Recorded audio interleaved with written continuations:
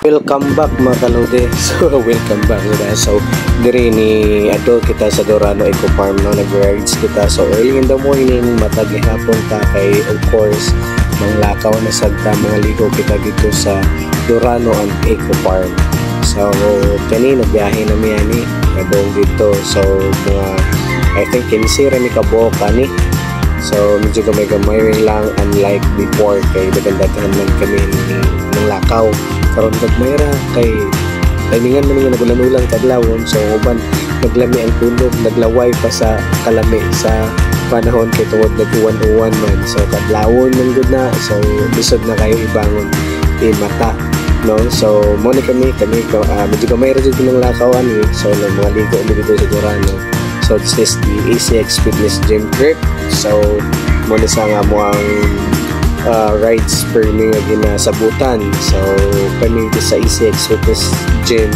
So nagsige mi sabutan na mo rides para lingaw-lingaw sa tagsa-tagsa na mo. Of course part also sa banding. So aside ko na paghapoy tapagatong lawas. So ato sa enjoy sa atong sa ligo-ligo. So we need a break.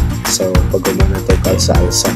So kanito rin medyo safe for the mga travel ani. Of course kahit sa ulan ginagmay pero salamat sa Ginoo din paabot ni sa lugar sa mga ato ani safe and sound. So nag-stop over sa Midere doon lang ni sa Carmen guys. So kay mag-coffee Midere dapita. So para at least go to mo kay pagmata na mo syempre wala may kao wala pamahaw. So wala coffee. So nag-stop over sa Mega Delivery to take or sip some coffee sa para at least na soda na to ang tiyan.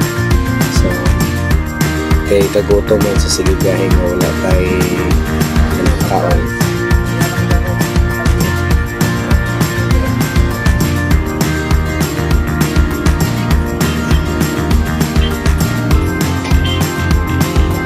So after na to pangapi or kaon gamay diretso na sagta. So kani daol na kaya ni guys padong na ni sa Dorano Eco Park.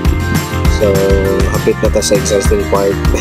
Exciting part na kung asa mga ligo na sa dam, enjoy sa taglangoy-langoy, salom-salom sa matinaw nga tubig kay ilahang ingon din daw dito ang sa Dorano kay bugnaw murag pareha daw sa Mulo-Bulo. So katong sa Mulo-Bulo wala pa to na ako na edit. So mo edit sa gato gihapon for my vlog char vlog sa atong kinabuhi kunuhan no, pero lagi po na monetize. Pero enjoy ra good diba, at least natay remembrance sa ato ang mga videos kung unsa kung katong time nga nag-enjoy ta sa atong kinabuhi. So naabot na mi diri guys. This is the Dorano Eco Farm. So tanaw na to ang palibot ani niya no. So kakahuyan jud siya unlike before, kakauyan jud kayo na siya. So ngit-ngit na ko ni Darbita because sa mga puno nga mga tagas dagko nga naka-cover jud. So diri kita na to sa niya murag under construction pa sa guys. Yatro daw ni siya like before kay murag rice terraces daw ni siya nga nagsigig patong-patong sa iya ang mga murag sapa-sapa ganun. So kaning so murag ano go pinakagwapo kasi nangaligo na of course kay dili na nato ni sa nila nga tumupugnan ang kabugnaw sa tubig na nagsikig ano na to agdang alinaligo na mo sa tubig ng tubig na diri dapita guys. So madali sugod pag pangaligo of course enjoy walay ka nanay gutom na ba.